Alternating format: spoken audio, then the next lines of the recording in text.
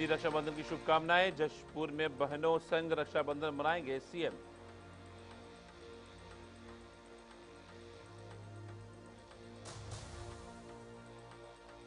उप मुख्यमंत्री ने रक्षाबंधन पर नक्सली बहनों से की मुलाकात। वापस मुख्यधारा में लौट रही महिलाओं के लिए विशेष जिम्मेदारी।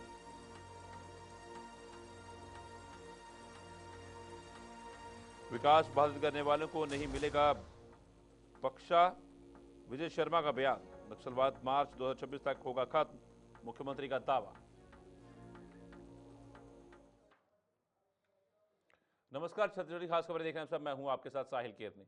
मुख्यमंत्री विजय साय ने रक्षाबंधन के पावन अवसर पर प्रदेश की सभी बहनों को शुभकामनाएं दी और बताया कि वे जशपुर में बहनों संग ये पर्व मना रहे हैं। उन्होंने कहा कि रक्षाबंधन सिर्फ भाई बहन के रिश्ते का उत्सव नहीं बल्कि सामाजिक एकता, प्रेम और सम्मान का प्रतीक भी है। यह पर्व हमें रिश्तों की अहमियत और एकजुटता की शक्ति का एहसास कराता है। मुख्यमंत्री की उपस्थिति महिलाओं के प्रति शासन की संवेदनशीलता और सम्मान को दर्शाती है।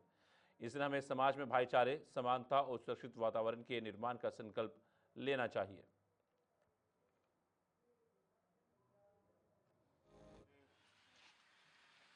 रक्षाबंधन का पावन त्यौहार है, तो सबसे पहले तो मैं छत्तीसगढ़ की सभी प्यारी प्यारी बहनों को बहुत बहुत बधाई, शुभकामनाएं रक्षाबंधन की।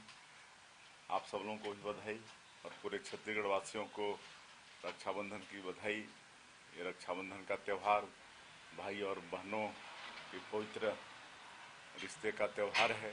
इसमें बहनें अपने भाई की दीर्घायु की कामना करती हैं और भाई अपने बहन की रक्षा का संकल्प लेता है। तो ऐसा ये त्यौहार की बहुत बहुत बधाई, शुभकामनाएं। और आज हम इस अवसर पर जशपुर जा रहे हैं, अपने विधानसभा और अपने जिले की बहनों के साथ रक्षाबंधन मनाएंगे। हाँ, इसके लिए पूरे छत्तीसगढ़ की तरफ से और छत्तीसगढ़ की माता बहनों के तरफ से देश के यशस्वी प्रधानमंत्री जी का बहुत बहुत धन्यवाद। उन्होंने गैस की सब्सिडी को जारी रखा है।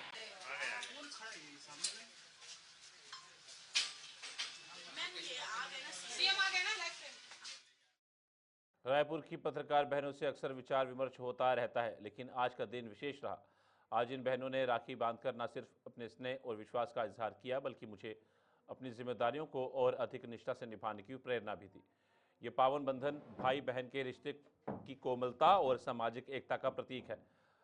आपका ये स्नेह मेरे लिए केवल व्यक्तिगत बल नहीं बल्कि सामूहिक विश्वास का द्योतक भी है।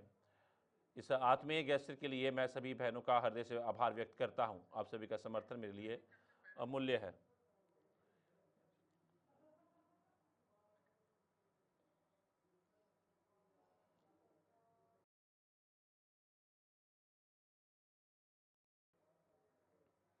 छत्तीसगढ़ के उप मुख्यमंत्री विजय शर्मा ने रक्षाबंधन के अवसर पर कहा कि जो महिलाएं कभी नक्सली विचारधारा से जुड़ी थी और अब मुख्यधारा में लौटना चाहती हैं, उनके प्रति समाज और प्रशासन की विशेष जिम्मेदारी है। उन्होंने जिला पंचायत अध्यक्ष Kedar Kashyap, Bastar commissioner, IG, collector व एसपी के साथ ऐसी बहनों से मुलाकात की। उप मुख्यमंत्री ने कहा कि हम सुनिश्चित करेंगे कि ये महिलाएं समाज में सम्मानपूर्वक जीवन जी सकें, उनकी सुरक्षा व आजीविका की पूरी व्यवस्था हो। ये प्रयास केवल पुनर्वास नहीं बल्कि समाज में सकारात्मक बदलाव की दिशा में एक मजबूत कदम है। छोड़कर मुख्य मार्ग में, मुख्य धारा में आकर के जीवन यापन प्रारंभ किया है, वो हमारी बहनें। और उन सारे ही बहनों से आज रक्षाबंधन के पवित्र दिन पर मैंने, आदरणीय केदार कश्यप जी ने, हमारे जिला पंचायत के अध्यक्ष जी ने, हमारे कमिश्नर साहब ने बस्तर के, आईजी साहब बस्तर, कलेक्टर हमारे दंतेवाड़ा के और एसपी दंतेवाड़ा के, और ऐसे सारे ही वरिष्ठ लोगों ने उनसे राखी बंधवाई है। उसका कारण यही है, इसमें बहुत स्पष्टता हम ये कहना चाहते हैं कि जितनी भी बहनें अगर कहीं भटक कर इस दिशा में हैं और वो वापस आते हैं तो पूरा ही समाज उनको अपना बहन मानकर और उनकी सुरक्षा के लिए, उनके जीवन यापन के लिए हम सब मिलकर प्रयास करेंगे। और इसलिए सबको इसमें बड़ी स्पष्टता होनी चाहिए। को छोड़कर मुख्य छत्तीसगढ़ के उप मुख्यमंत्री विजय शर्मा ने बीजापुर में एक दिवसीय प्रवास पर विकास कार्यों की समीक्षा बैठक की। इस बैठक में प्रशासन, व्यापारी, जनजातीय समाज और अन्य प्रतिनिधि शामिल हुए। विजय शर्मा ने स्पष्ट किया कि विकास में बाधा डालने वालों को बख्शा नहीं जाएगा और नक्सलवाद को मार्च 2026 तक पूरी तरह खत्म कर दिया जाएगा। उन्होंने सुरक्षा बलों की सफलताओं को आत्मसमर्पण पुनर्वास नीति को नक्सली प्रभाव कम होने का मुख्य कारण बताया। ये पहल बीजापुर और बस्तर के विकास व सुरक्षा को सशक्त बनाएगी और राज्य की समग्र प्रगति में महत्वपूर्ण भूमिका निभाएगी।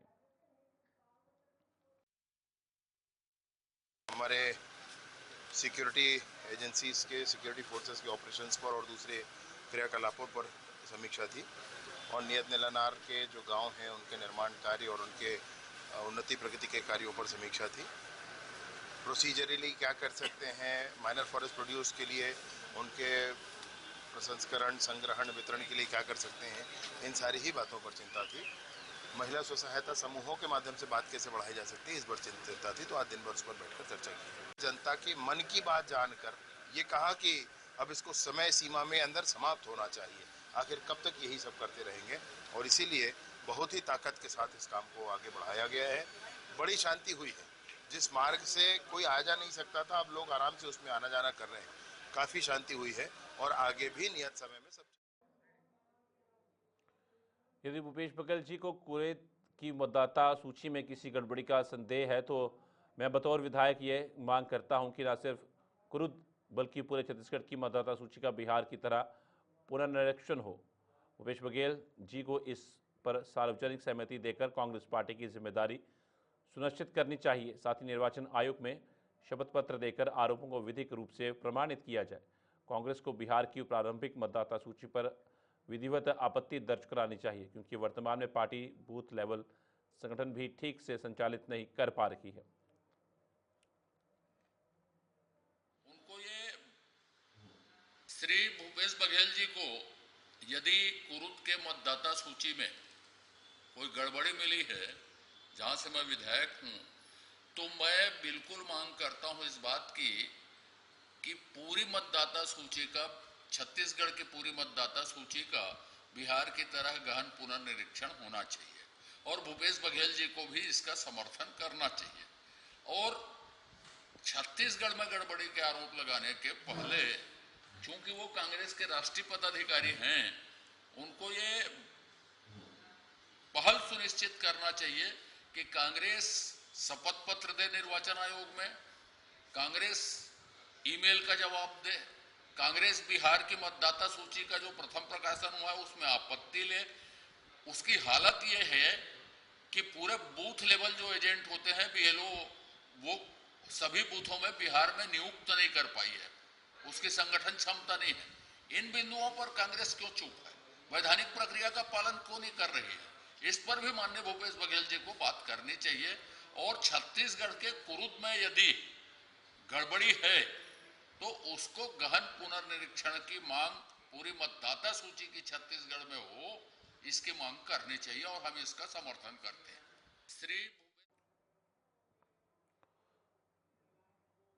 सरगंडा और एससीसीयू पुलिस की संयुक्त टीम ने 2 चोरी के मामलों को सिर्फ 6 घंटे में सुलझाते हुए शातिर चोर विशु लहरे उर्फ ढोलू को गिरफ्तार किया। आरोपी ने गीता ज्वेलर्स से सोने चांदी के जेवर और ओम मेडिकल से नकदी चोरी करना स्वीकार किया। कुल 3.5 लाख रुपए का मशरूका बरामद किया गया। पुलिस ने सीसीटीवी फुटेज और मुखबिर की सूचना के आधार पर आरोपी को स्वर्णिम एरा कॉलोनी से पकड़ा। दोनों मामलों में विधिवत कार्रवाई करते हुए आरोपी को न्यायिक रिमांड पर भेजा गया। इस सफलता में पुलिस टीम और एसीसीयू का सराहनीय योगदान रहा। ये थाना सरकंडा अंतर्गत नंगोई रोड में गीता ज्वेलर्स एक दुकान है और ओम मेडिकल एक और दुकान है। 2 दुकानों में ताला तोड़ करके कल रात को 4 बजे विशु लहरे जो है आरोपी, वो अपने सब्बल से ताला तोड़ के घुस गया था और वहां से ये चांदी के सामान गीता ज्वेलर्स से निकाल लिया था, चोरी कर लिया था। और ओम जो मेडिकल स्टोर है वहां से 2700 रुपये जो गले में था वहां से चोरी कर लिया था। हमारी जो टीम है थाना सरकंडा और एसीसीयू की संयुक्त जो टीम थी, उन्होंने अथक मेहनत व लगन से इस दोनों चोरी के प्रकरण को महज 6 घंटे में इसको आरोपी को पकड़ लिया और 100% जो मशरूका था, चोरी गया मशरूका, उसको बरामद कर लिया। इसमें जो आरोपी है वो विशु लहरे है उर्फ ढोलू, पिता राजकुमार लहरे ये है। धमतरी पुलिस के एसपी सूरज सिंह परिहार के निर्देश पर थाना मगरलोड प्रभारी लक्ष्मीकांत शुक्ला ने ग्राम रकाढ़ी मधुवन में स्काउट गाइड कैंप में बच्चों को साइबर सुरक्षा, नशा मुक्ति, यातायात नियमों और पॉक्सो एक्ट की जानकारी दी। विद्यार्थियों को सोशल मीडिया पर साइबर ठगी से बचाव, नशे से दूर रहने और बाल संरक्षण अधिनियम की संवेदनशीलता के विषय में जागरूक किया गया। बच्चों से सतर्कता बरतने और परिवार समाज में जागरूकता फैलाने की अपील की गई। ये पहल समाज में सुरक्षा और जिम्मेदार नागरिकता को बढ़ावा देने का महत्वपूर्ण कदम है। ये थाना सरकंडा अंतर्गत नंगोई रोड में गीता ज्वेलर्स एक दुकान है और ओम मेडिकल एक और दुकान है। दो दुकानों में ताला तोड़ करके कल रात को 4 बजे विशु लहरे जो है आरोपी, वो अपने सब्बल से ताला तोड़ के घुस गया था और वहां से ये चांदी के सामान गीता ज्वेलर्स से निकाल लिया था, चोरी कर लिया था और ओम जो मेडिकल स्टोर है वहां से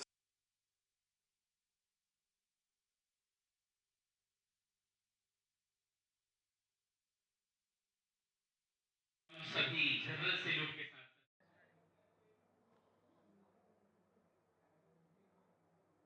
रायपुर पुलिस के ऑपरेशन मुस्कान के तहत पिछले 2 माह में 581 गुमशुदा बालक बालिकाओं को उनके परिवारों से मिलाया गया। रक्षाबंधन के इस शुभ अवसर पर बहनों को अपने भाई मिलने का अनमोल तोहफा मिला, तो कई बहनों ने पुलिसकर्मियों को राखी बांधकर आभार जताया। गुडियारी और सिविल लाइन थानों में भी बच्चों की तलाश कर उन्हें परिजनों से मिलवाया गया। थाना प्रभारी BL चंद्राकर ने बताया कि मामले की त्वरित जांच और कार्रवाई से पुलिस ने परिवारों को पुनः जोड़ा। मुख्यमंत्री विष्णुदेव साय की मंशा के अनुरूप ये पहल भाई बहन के रिश्तों को मजबूत करती है। वो अभी पता है कि राखी त्यौहार है कल, तो कुछ बालक मिले हैं, तो उनकी बहन हमको आके भी धन्यवाद दी कि राखी से पहले उनके बच्चे, उनके भाई जो है घर वापस आ गए। उनके माता पिता, भाई बहन बहुत खुश हैं। तो हमको भी बहुत खुशी होती है कि हम उनके परिवार वालों से मिला पाते हैं। अपने पुलिस के कर्तव्यों के साथ साथ एक सामाजिक दायित्व भी पूरा कर लेते हैं। मेरा भाई गुमशुदा हो गया था, उसकी कोई खबर नहीं थी, वो कहाँ था कहाँ नहीं था कुछ पता आता नहीं था। और पुलिस डिपार्टमेंट का मैं शुक्रिया अदा करना चाहती हूँ कि उन्होंने मेरे भाई को खोज के निकाला, उसका पूरा खोज खबर का और उसे हमारे पास सुरक्षित लेके आए। एसपी साहब, आई साहब के निर्देश पे विशेष तौर पे इन मामलों को देखते हैं और बहुत गंभीरता से हम पूरी सारा चीज़ हम लगा के खोजबीन करते हैं। और जब मिलता है तो परिवार को हम सुपुर्द करते हैं, तो परिवार की खुशी के साथ साथ हमको भी आंतरिक खुशी मिलती है। हम इंसान होने के नाते हम भी खुशी महसूस करते हैं।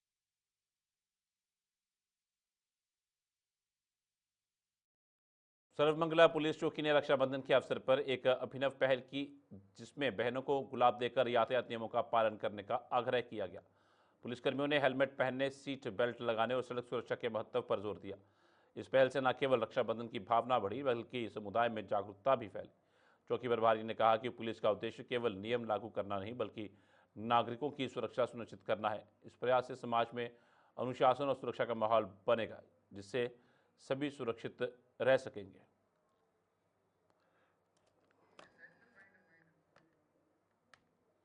छत्तीसगढ़ी खास खबरें फिलहाल इतना ही। दीजिए इजाजत, नमस्कार।